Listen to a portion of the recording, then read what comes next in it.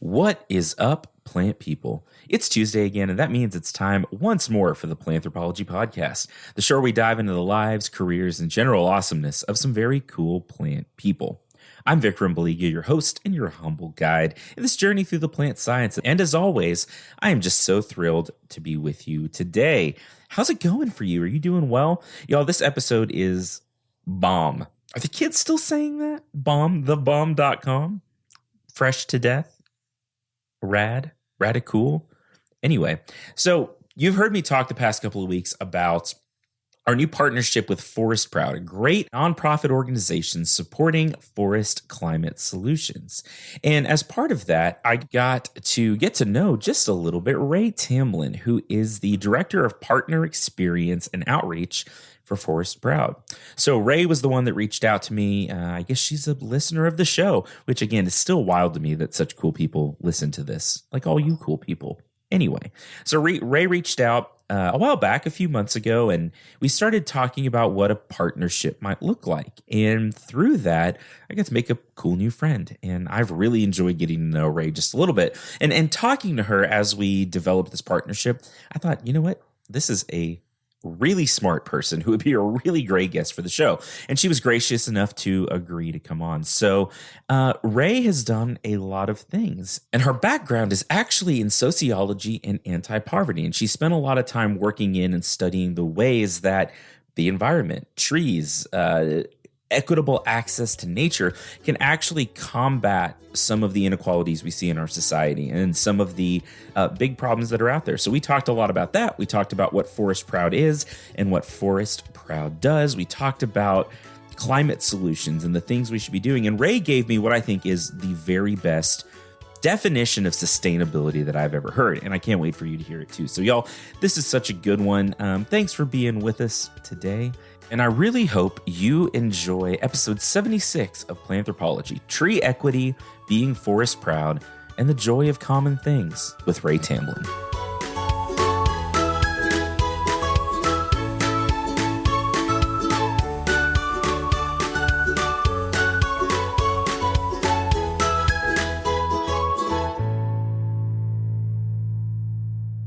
I mentioned recently, and actually we talked about it in the last episode, how there's a new partnership between Planthropology and Forest Proud. And I have Ray Tamblyn here with me from Forest Proud, the person who reached out to me and first started talking to me about this. And I'm excited to interview her today. So how are you doing today, Ray? I am doing well. It is actually warm in the Midwest for the first time in a while. So I'm going to get outside for a walk after this for my own mental well-being. Nature Nice. RX for the win. Yeah, there you go. It is not warm here, believe it or not, in Texas. It was, I think, 12 degrees when I woke up this morning as we record this. Oh man, it should Yeah, never be. It should never be warmer in the Midwest than in Texas, I think. It does feel that way, right? Yeah, it doesn't feel right. But next week we'll be back in the 60s and all will be right with the world. We'll be back in the 20s. It'll be great. Just flip-flop back around. You know, life will get back into balance. It comes around. So, Ray, why don't you tell us a little bit about yourself? Where'd you grow up? What'd you study? What do you do? All the fun stuff. Whatever you think that we should know. Yeah. I actually slid sideways into this entire green world. You can find me on Twitter at guessing at green, because that's kind of how I slid into the entire thing. I studied sociology, anthropology, racial studies, and multicultural studies and women's studies. So absolutely on the surface, nothing in common with ecology, plants, trees, forestry, none of it. So I graduated college and I kind of did the quote unquote expected career path and started working in social services and in poverty and anti-poverty alleviation work. And then I kind of found myself spending a lot of my weekends doing urban parks and green spaces and spending a lot of time planting trees in my free time for a local organization in DC called Casey Trees. And that was around the time when I really started to realize you could get paid to do this, because I didn't study the the right things, like I always knew I was interested in the environment and plants and the connections between plants and people, but I didn't study anything in STEM, so I didn't realize I could actually do it. And it was probably a 6-year journey to figure out that not only could I get paid to do it, I could also find other people who were paid to do it and just as excited, and then talk to them. That's fun. And it's interesting. I like that you said you kind of slid into it sideways, but have you always been passionate about nature? You kind of mentioned that it was something you were interested in, but like, did you grow up hiking or spending time outdoors or anything like that? Yeah. I mean, I grew up, well, not really in your traditional sense. I grew up on the periphery of the military brat world. My dad worked Okay. for the State Department, so we bounced around quite a bit. But if there was one thing that's consistent, it's birds and trees. So Okay. anytime it was going outside, you can always find something green and something familiar. Um, but I was always really interested in it, but it never occurred to me to study it. So I always did it in my free time, like hiking and bird watching. My dad's huge into birding. So we did it together, but it never occurred to me that I could have studied it. That's cool. So okay, I am not a birder. I can identify things that are birds. So like I'll see a bird and I'm like, hey, It's a that's a bird. bird, and I know two or three of them. I'm in Texas, so I know what a mockingbird is because we're required to stay in the state. And like I know what a cardinal is because they're bright red, and that's that works for me. But in general, like the whole like world of birding is sort of foreign to me. And my wife was a wildlife major in college, and her favorite was ornithology and stuff like that. But when you say your dad was really into birding, did y'all like travel around to like follow birds and stuff? Well, I mean, we kind of already did that because he was in the State Department, so we relocated every 2 to 3 Okay. years, and so you just kind of defaulted into a whole new bird world every couple years. So we kind of accidentally did the Big Bird life list. That's awesome. That's pretty awesome. I have a friend that like I'll see his stuff on Facebook, and every now and then he's like, I'm flying to Alaska because bird. And I'm like, oh, that's cool. That sounds awesome.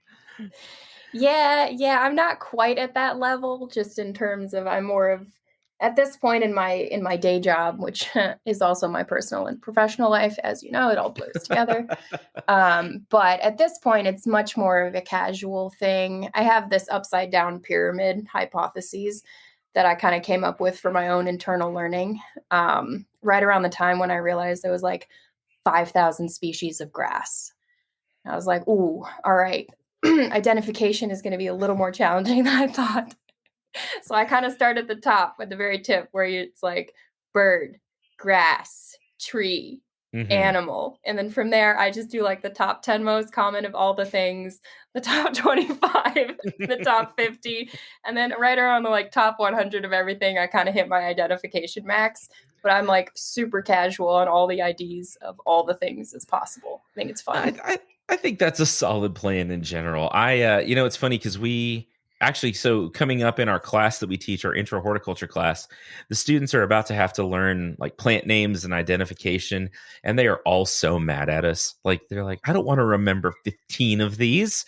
I'm like, all right, listen, y'all, like there are thousands of plants out there. It's like we can do 15. We can do Yeah, it. It's gonna yeah. be okay. Top 25 most common, and then you look pretty cool to like 80% of the people. And then the 20% that already know more than you're never going to catch up because they have a PhD in like that one sedge that grows in that one spot. And you're like, you know what? You're a professional. You get Yeah. this. There's so few of the sedges that they've given them all literal names. Like they know them by sight and smell. No, I get that. Um, Yeah. so looking at the background of your shot here as we're recording, it seems like you have gotten pretty into plants as well. Yeah. It's one of those things where I really like being able to know what I'm looking at and what I'm experiencing. And I think, you mentioned a cardinal, and I think one of the things that is really something that brings joy is being able to see and recognize and be excited about the so-called common things. Like the minute I Hmm. go outside and I don't get excited over seeing a cardinal or a chickadee or a maple turning colors. Man, something has really left my life from that level of like childlike wonder that I think we lose right around the time when we have like 16 deadlines and too much to do and not enough time. So it's really part of the intentionality of being able to like focus in on things that do bring you joy, even if you're not living this like super glamorous Instagram life and, you know, new jet setting experiences on a day-to-day basis. It's a good reminder. I think that's such a good point. I kind of love that sort of the excitement or wonder of just common things around us. And you mentioned sort of the Instagram life as it relates to this, and that's sort of a double-edged sword from where I sit, because I think that you see all this stuff and people are like exploring and looking at birds and plants and all this stuff on Instagram, and it's awesome in terms of like getting people interested. Like I tell people all the time that I'm a plant guy, and until the last like 2 or 3 years, I've literally never been cool. Like no one has ever cared before that I like post pictures of plants and cactus and stuff like that. But because of our social media and just some of the trends out there right now, people are like, "Oh, you like grow this plant? That's amazing." Yeah. And it's yeah, and it's one of those things that like it it gets people excited, but then kind of I think to the point you were making, like everything is so curated and edited and like I don't know, but professionally managed out there that you see on social media. You kind of forget sometimes that, oh, I could just go outside my apartment or my front door and there's a tree with a bird in it, and these things are special too. Like I think that's really Yeah. important. It's it's like that daily dose of something that's not it's not it's not exotic, it's not curated, it's not, carefully groomed with backlit whatever. There's a hashtag worst bird pick, which I absolutely love because Oh, I'm it's writing that like, down. when you look at pictures in field guides, everything is so beautiful and glossy, and you're never going to see that in real life. It's like half a wing and like the side view of a head as it flies away. And you got to be like, oh, I think that could have been maybe, I think holistically, I got a robin feel. Hmm. And maybe that's all you get. And so the worst bird pick is probably the most realistic bird pictures that are not photo glam quality. I They're love that. just terrible silhouettes, like a blurry butt flying away, and you're like, oh, it's a red tail. I see it. Yeah. I'm gonna be honest. I'm gonna have to try really hard not to put blurry butts in the episode title. I'm writing it down and putting a star by it, so when I'm editing this later, I'm not like, "That's a great idea." If I you have to you could warn say blurry bird butts. blurry bird butts. I actually do like that. We'll see. We'll see what ends up in the title when this comes out. I've already got a few things jotted down. Um, so you mentioned working. You said with KC Trees, is that right? Or Casey or Yes. KC? Casey. Okay. Casey Trees it's a DC nonprofit with the goal to retree the DC tree canopy by I think Okay. 2050, but please don't quote me on that. Their Sure. goal is to retree the DC canopy. Okay.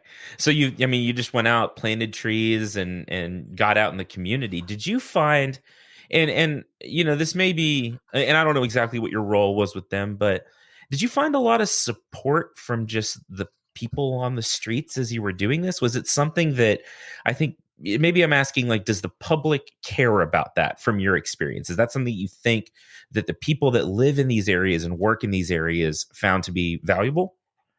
Yeah.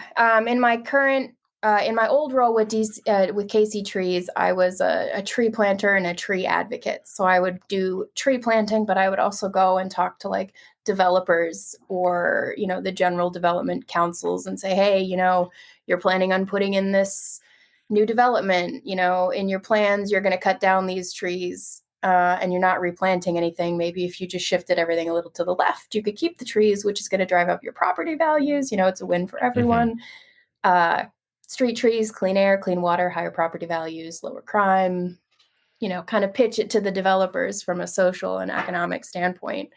But in terms of, and in my current role, I'm also a volunteer for the forest preserves of Cook County and open lands, which are both kind of in my new backyard, if you will. I relocated Hmm. from DC to the Chicago area. And I would say most people like their street trees. They see them every day. It's part of your landscape. It's part of something that you maybe watched grow up from when it was planted 20 years ago to now. And so whenever there's pruning or utilities come through to do some pruning or power line maintenance, people feel very strongly about it because they want to make sure that people are doing right by their street trees.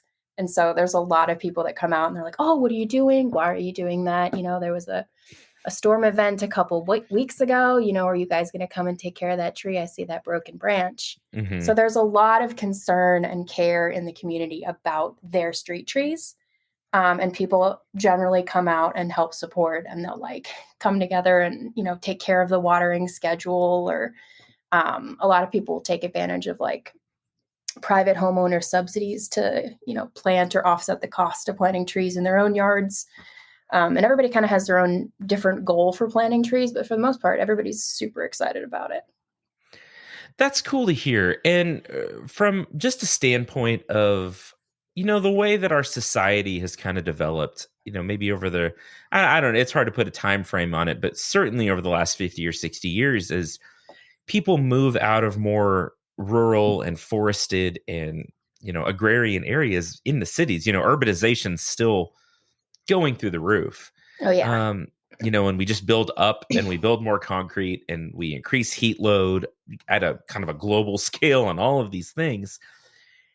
I think that, and this is something we've talked about on the show in different capacities before, but we forget how much we have grown up as a species just in the forest. And it's cool.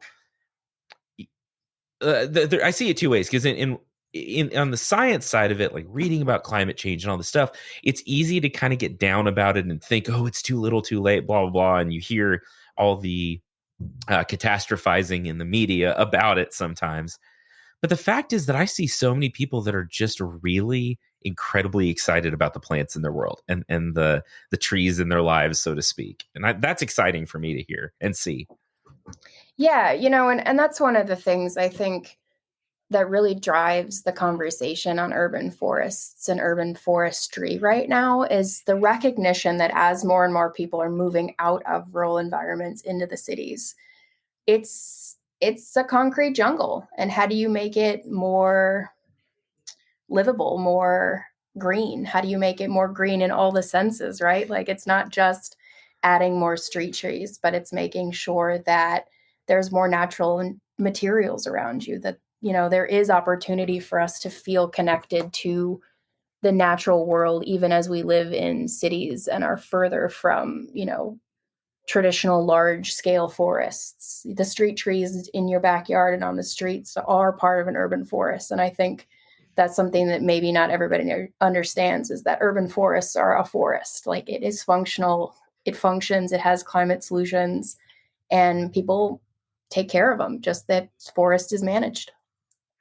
Yeah, that's really cool. And the fact that people can take ownership of that is really, I think, interesting. And it kind of makes me think of an interesting sort of parallel. And you mentioned that your background and your schooling and all of that is in sociology, anti-poverty, and equity kind of stuff. Do you see a strong connection between that whole aspect of your life and the stuff that you studied and that whole realm of um I guess complexity just in our society, and some of these projects to regreen and fix some of the ecological problems we've caused through urbanization? Yeah, absolutely. I think there's a couple of different facets to that. And one of them is there's a current movement right now spearheaded by our partners at American Forests, and they run the Tree Equity Program. And it's very much designed to look at the unequitable distribution and access to trees and green spaces. But the idea is basically, once upon a time, as we were building cities, cities were built along unequitable urban planning roadmaps. Hmm. And so now that we're in a position to be reimagining our cities and rethinking how we interact with green space in a city environment, the idea is that access to trees and green spaces should be equitable. And there's initiatives going on across cities in the United States to drive what we're calling tree equity, which is making sure there's equitable access to those trees and green spaces and the associated climate and environmental impacts of those street trees. It should be a benefit for all and not just specific sections in cities. Absolutely. And a lot of the data and research shows and suggests, and I feel like it's a little bit of common sense too, that as the climate changes and as we start to experience impacts from that, both in urban and other settings, it's going to be the folks that are most marginalized already that are going to be hit the hardest first. And so I think that you're right. And I think it's important that folks listening, that folks thinking about this understand that they're not really two separate issues. I think addressing climate change is to address social equity and some of these other things as well. Our goal is to really build awareness of the ways in which forests, forest products, and markets all kind of feed into us all having a role to play in addressing and alleviating global climate issues. Actually, that's really what kind of drove me into this entire career shift from anti-poverty work into forestry in the first place, because I was working on research data, poverty's or indicator data showing shifts in poverty impacts. And so, I would call people and say, hey, last year you had 40 people on food stamps. This year you have 400. Was that a slip of the finger? We've all hit too many zeros late at night filling out a grant report. Yeah. And they'd say, no, the local paper mill closed. So everybody in the town is now on food stamps. Like, that was the employer. And so, on the flip side, I was working with inner city asthma and hospitalization rates, and you'd see them go down over a period of years, and you'd call and they'd say, oh, we did a big street tree campaign, or we put in a park, or we did, brownfield restoration. So you could see the trends in the data. And so I was able to kind of make the connection working in anti-poverty data on how important it was for us to have forests and forest products and markets and just access to these things for our own social and economic well-being. That's so cool. And it's such a complex issue, but man, that's such a cool thing to be able to address and sort of just dive into. And actually, I think this is a good point. We'll take a quick break. We'll hear a trailer for something and hear about our sponsor. And then I think when we come back, let's really dive into Forest Proud and what Forest Proud is and where it started and your role with it and how y'all are trying to address all these things that we've been talking about. Well, hey there. Welcome to the mid-roll. How you doing today? This has been a good one, hasn't it? Ray is a lot of fun and very smart, and I've really enjoyed talking to her. Hope you've enjoyed listening. I want to start off by thanking our sponsors. Forest Proud. Forest Proud, once more, is a nonprofit organization focusing on forest-based climate solutions. They link industry and the public and research and everyone else who talks about trees and climate change and the intersectionality between the two, and provide a lot of great resources. It's a wonderful organization. Go over to forestproud.org and check them out. They're all over the social medias as @ForestProud. Really well branded. Really well. And if you want some really cool Forest Proud swag, go to forestproud.org/shop and use the promo code Planthropology at checkout for 10% off your order. Also, thanks so much to the Texas Tech Department of Plant and Soil Science for supporting the show and letting me do the weird thing that I do. I could not do this without you, and it is I am eternally grateful. For sure. Hey, you should also connect with Planthropology. Get on your social media devices and search for Planthropology. Yes, my friends, that is anthropology with a PL slapped sillily in a silly sort of way on the front. And look for the green background of the bristlecone pine. That'll be me. I'm on Instagram, Facebook, Twitter. I'm on TikTok as @theplantprof. You should check that out too. It is a whole lot of good-natured nonsense, and I just knocked something off my desk. I'm leaving that in. I make fun of 5-minute crafts a lot, which is a thing you should be able to get behind. So connect with Planthropology if you've got ideas for the show, complaints. Please don't say them too loudly at me or I'll cry. But you can email me at planthropologypod@gmail.com. You can also leave a rating and review on Apple Podcasts, on Podchaser, or anywhere else. If you're curious and you want to get me a gift, I wear a size 5-star rating adorned with very nice words. Also, if you want to support the show in another way, there's some ways you can do it. Tell a friend. That's the best way to help a podcast grow. Word of mouth is still number one. You can also make a donation at buymeacoffee.com/planthropology. It'll get used on coffee. And you can buy some Planthropology swag. Head to planthropologypod.com, click on merch. It'll take you to my Redbubble store, and you'll see all the cool designs. Is that all? I think that's all. I'm glad you're enjoying the show. I hope you are anyway. And another show that you're going to enjoy that's coming out soon is the smartest podcast on the planet by that guy Chad from the Podfix Network. So whether you like it or not, I'm playing a trailer at you. So prepare your ear holes for some words by Chad in 5, 4, 3, 2, 1. Okay, let's hit it. Do you love podcasts? Do you love trivia? Well, let me tell you about my new trivia podcast, the smartest podcast on the planet, hosted by that guy, Chad. I have scoured the internet looking for content creators willing to step into my trivia battleground to fight head-to-head to prove to them and their loyal followers that they are the smartest. If only until the next episode comes out. Tune in spring of 2022 to hear what happens when podcasters, influencers, YouTubers are forced to navigate my gauntlet of useless information. Head over to smartestpod.com. That's smartestpod.com. Get all the details you could ever want and more. And if you're wondering if the smartest podcast on the planet hosted by me is any good, no, it's not. It's fucking awesome. The smartest podcast on the planet is not actually the smartest podcast on the planet, but it is the smartest podcast on the planet hosted by that guy Chad, and is also a proud member of the Podfix Network. Okay, well, we are back, and we're going to talk now for the rest of our time just about what Forest Proud is and, your role with Forest Proud, Ray, and where it came from and everything else. So can you tell us about the organization and how it started and what y'all aim to address? Sure, yeah. So Forest Proud is a nonprofit, and we are focused on building awareness and support for keeping forests as forests to fight climate change, which is a super ambitious, super nuanced mission. Aim big, right? Yeah. Go big or go home. We all want to be part of something bigger. And I think that's really what attracted me to Forest Proud in the first place, was this idea that I was starting to see in my former career the dots connecting for me between the things that I cared about: clean air, clean water, rural revitalization, urban poverty, inequity, but also things like birds and being able to go outside and have some green space while living in cities. And so, that's really what Forest Proud is about for us, right? Like, we believe forests provide powerful climate solutions.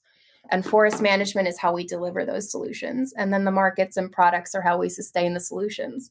Because at the end of the day, without a full cycle of sustainability and, forest management and its whole bioeconomy, its whole circular economy, everybody has a role to play, whether that's the consumer who's making conscious choices about paper versus plastic, or it's people who are managing forests for all kinds of products: paper, mass timber, making sure that they have clean air and helping keep watersheds healthy. So we all have a part to play. And I think that's really something that's missing for me in the larger conversation about climate.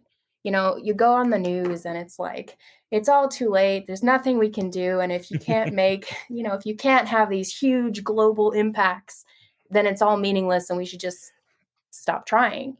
Whereas for me and for my organization, the thing that really drives us is the knowledge that we all have a part to play. And it doesn't matter kind of where you sit in the spectrum of the supply chain or in the forest management cycle, or what size land you might have. A lot of land in the United States is owned by small private landowners. Mm-hmm. The street trees count. This is all part of the forest management cycle.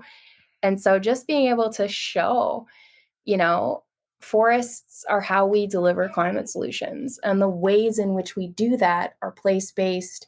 They're scalable. It doesn't matter if you have, 2 street trees or 40 acres or 4,000 acres. at the end of the day, we all have that part to play in keeping forests as forests, and how we do that helps deliver climate solutions, because we know trees store carbon, they clean air, they filter water, and forest products lock that away and keep it from going back into the atmosphere. Yeah, and that is an ambitious goal, but it's so like, I think what I really appreciate is that it's not just, how do I say this? You talked about focusing on solutions, and how when we talk about solutions to these problems, it's really easy to say, just go plant trees, right? That's easy to say. Exactly. But there is so much like ecology and economics and sociology and everything else that goes into just go plant a tree, that you have to have actually practical means and practical like pathways for those things to actually happen. Right, exactly. And, at the end of the day, for us, planting a tree is step one. Mm-hmm. And that's even like halfway through the cycle, depending on where you look at the cycle of forestry. It's like site prep and making sure that everything's right tree, right place. You don't want to plant a huge tree and then it grows into the power lines, then you have to cut it down. Yeah. But it's also making sure that, what happens if you have a bunch of street trees that you planted to meet your canopy goal, and then there's a hurricane or some sort of event that damages your trees? I know you've had a bunch of forest pest folks on here talking about the impacts of climate change and, invasive species. So what do you do with all these trees that are drought damaged or, dying from these invasives without the full cycle of sustainability? Even if you plant the tree and then it has to come back down, what happens to it? Right. And that's really where the sustainable forestry cycle comes in, where it's like all of these street trees that are coming down because of emerald ash borer. How are you going to make that into something that is part of a solution instead of having to be taken down? And now the city has less street trees, there's less air being filtered, there's less water. What do you do with these trees when they inevitably have to come down, whether it's just age or disease or the inevitable effects of urban development? You have to have the next step in place. And those steps are what really make trees in the entirety into a solution. Because just planting a tree isn't the solution. The solution is the entire cycle of the life of a tree and beyond. Yeah, and that's such a fascinating way to think about it, because you mentioned how things come down and they have to go somewhere, right? And we forget sometimes that I think we're part of this big closed system, and that the first law of thermodynamics still kind of applies, that all these things are not created or destroyed. They hang around in some form, whether that's being burned and turning back into carbon dioxide that ends up in the atmosphere, or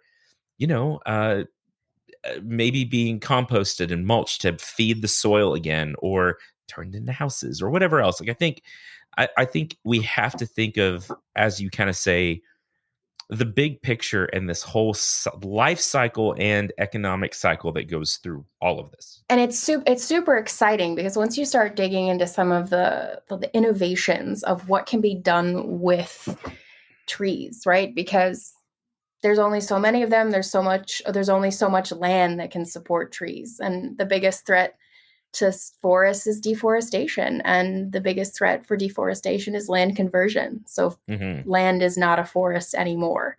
So you have to make it economically viable to keep land as forests, because if it's more tax incentives to sell it than keep it, then sometimes you got to do what you got to do. Yeah. So how do you help build those economic bridges to help people who want to keep their forests forested? And in terms of the urban woods cycle it's a really cool thing. There's an urban wood movement right now that we're part of with Forest Proud, and the idea there is to create a market for urban wood. Like, what happens in hurricane damaged events, or when your street tree has to come down? Can you get that into an urban sawmill? Can you buy furniture or a charcuterie board from the maple or the oak up the street that had to come down? And then you put that product back into the community. as furniture, or, a wooden spoon that you can buy from a tree that had to come down from Mississippi State University campus. That's really such a cool idea.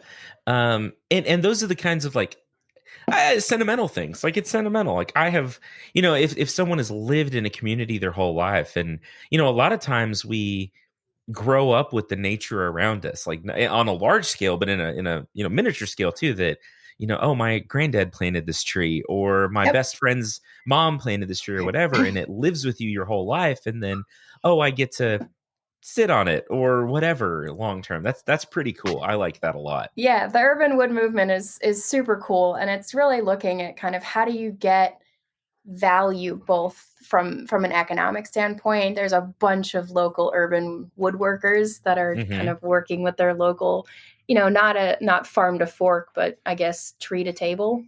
Yeah, I like that. On how to kind of take the local urban wood that might otherwise end up, chipped and delivered in wood chips or composted.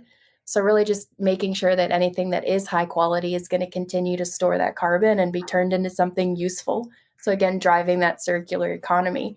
And it's all about the scale. It may be a single person doing some local wood, and it may be a bigger shop, but they're all, again, part of that solution. That's really cool. I do some woodworking. So this is all like, okay, how do I do this here? Who do I talk to? That's awesome. So let's talk. We talked a lot about, I think, the overall goals of Forest Proud, and like even some of the specific strategies y'all use. But can you tell me a little bit more about the organization itself? Like, when did it start? Like, what like practical things and like organizational things do y'all do to address all these goals you have?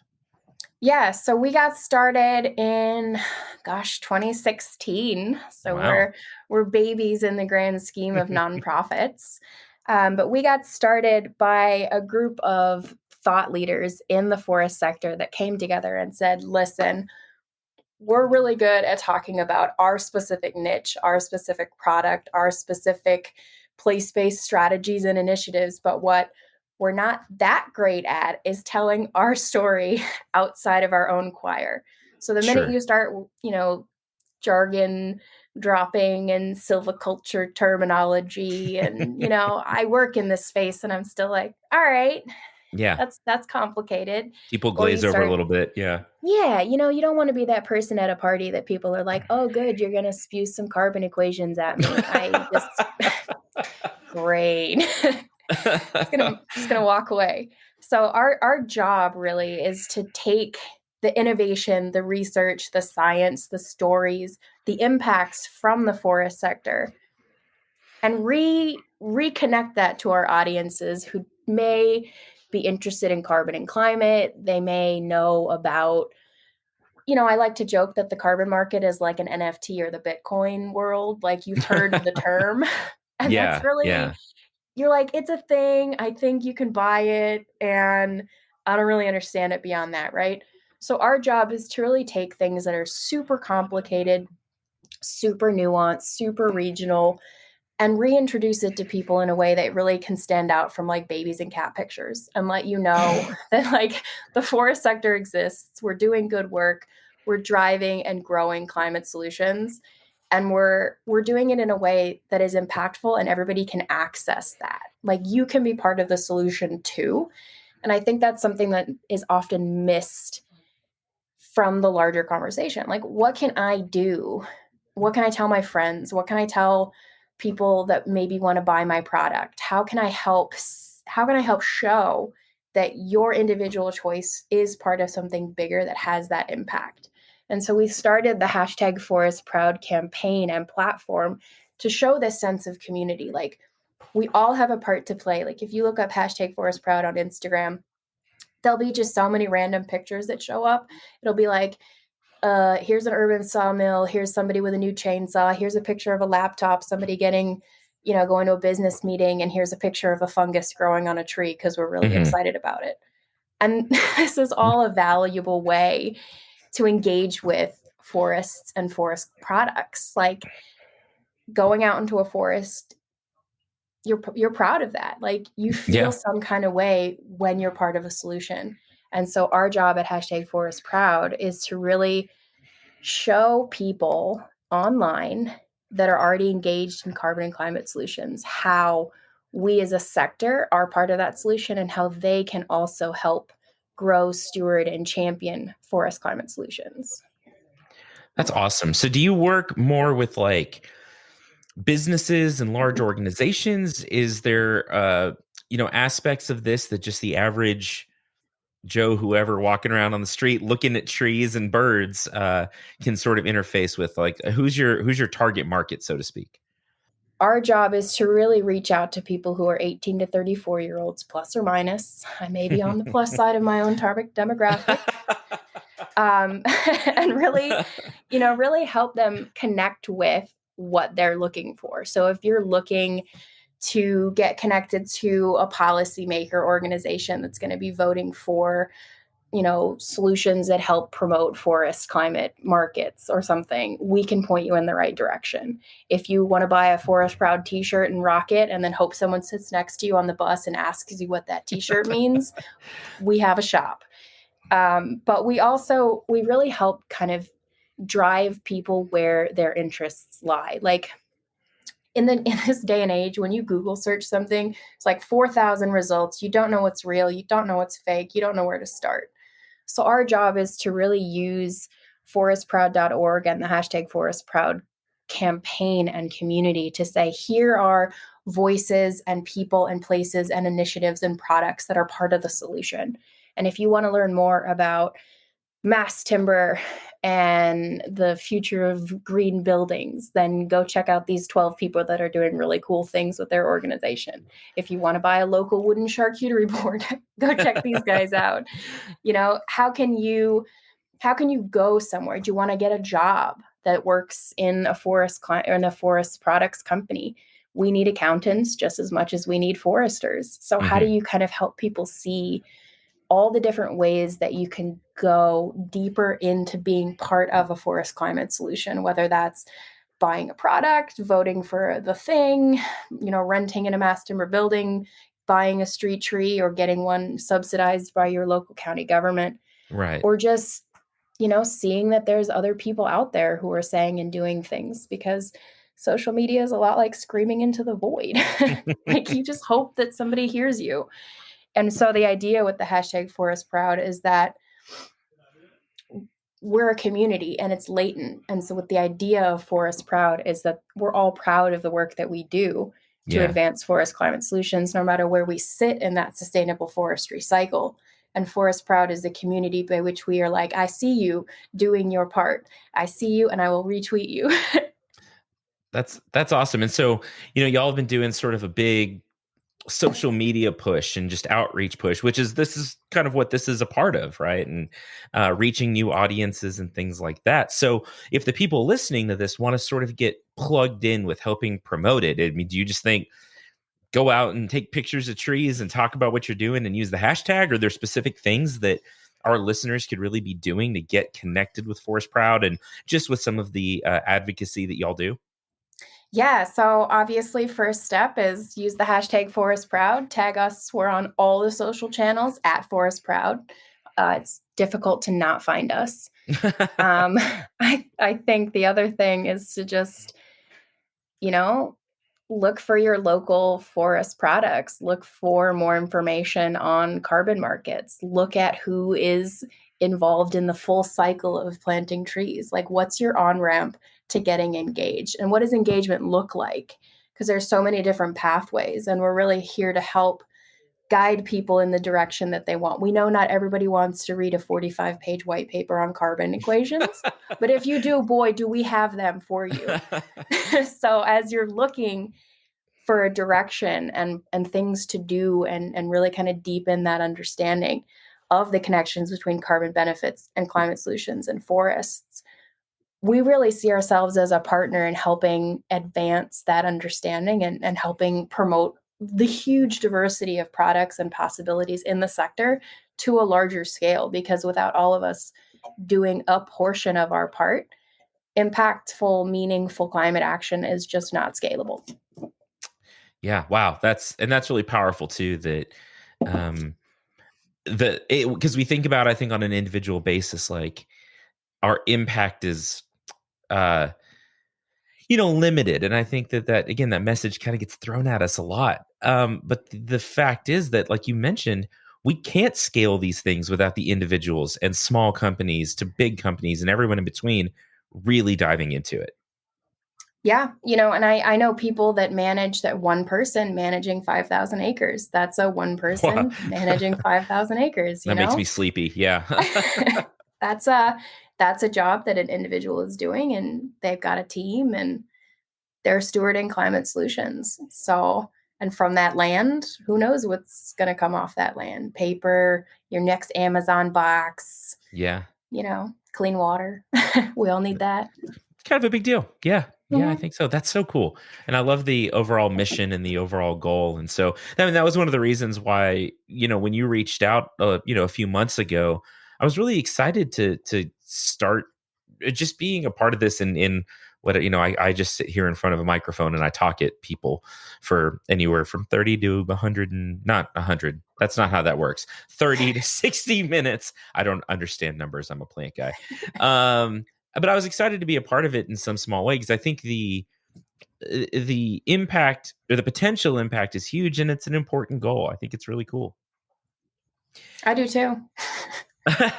Which, I mean, I'm glad to hear that and it seems like you really enjoy what you do. It seems like you're really passionate about it, which is also cool to see. Yeah, and I think that's really what drives me and my team and all of my members, is knowing that we are part of something that matters. And I think that's what I Yeah. tell my friends. That's what we really try to emphasize on social media and with our, our partnerships and the ways in which we show up. We're really trying to show the future of forests and the future of our climate. They're so integral, and we all have that part to play. And so waking up and knowing that it is meaningful is a huge deal, especially now. Like, why else do you work? Huh. Yeah. No, I mean, really, really, truly. Super cool. So, okay, I know you listen to the show at least a little bit. And you know that probably I like to throw questions at my guests at the end of the episode. And normally it's one, but as we've been talking, I've written down three. So I have three questions for you. Right. And yeah, I'm just going to put you on the spot.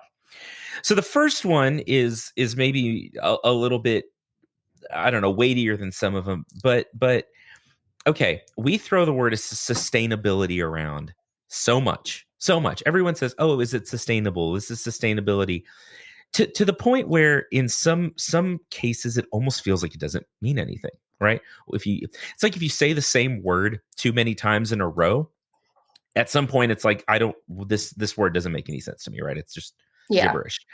What is sustainability to you? What does that mean to you?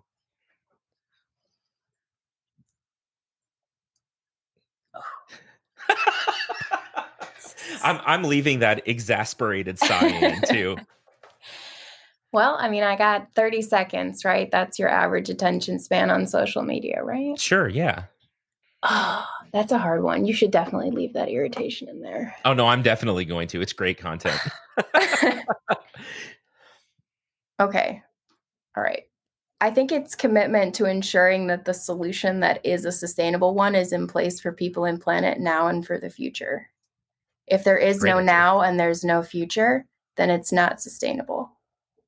I think that's an excellent answer. I've heard it put a lot of ways, and I love that. When we talk about sustainability a lot, it's like, okay, what is this going to do in 100 years and 50 years? And, where I am in Texas, it's all about water sustainability. How do we have keep our water conservation for 50 years? But what doesn't get talked about is the now. You have to be able to use the product now too, or the thing now too. Or I love that. I'm going to think about that all day. I like that a lot. Well done. Thank you.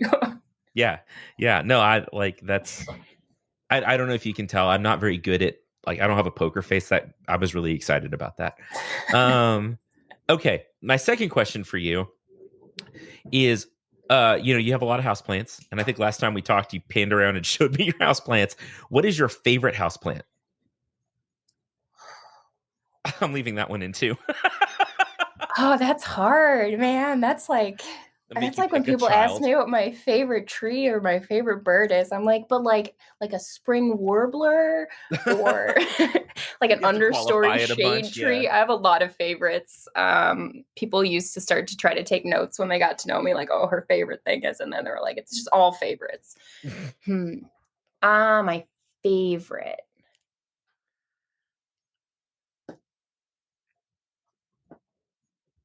I would definitely have to say it's going to be the pothos and philodendrons because Okay. I have yet to kill them. There you go. No one that I know has killed one. And I think there's nothing more defeating to people who are just starting out on their houseplant journey than killing something right away. Oh, yeah.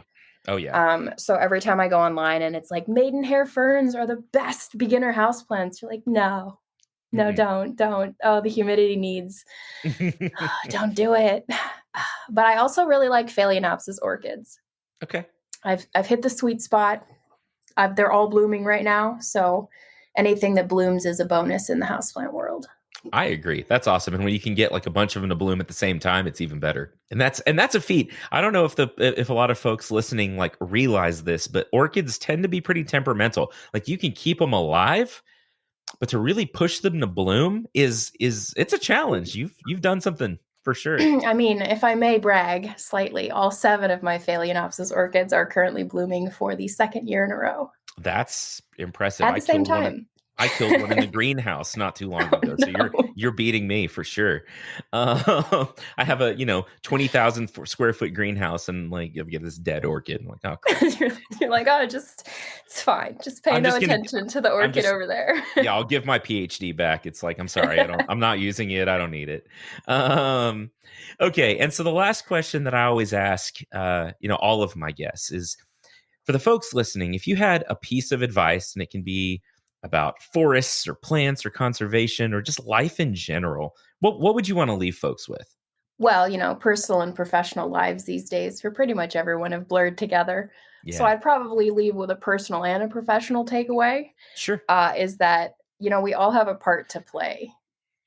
And that's what drives me. That's what drives my organization. That's what drives my members. That's what drives my friends to listen to me talk about forests all the time. Mm-hmm.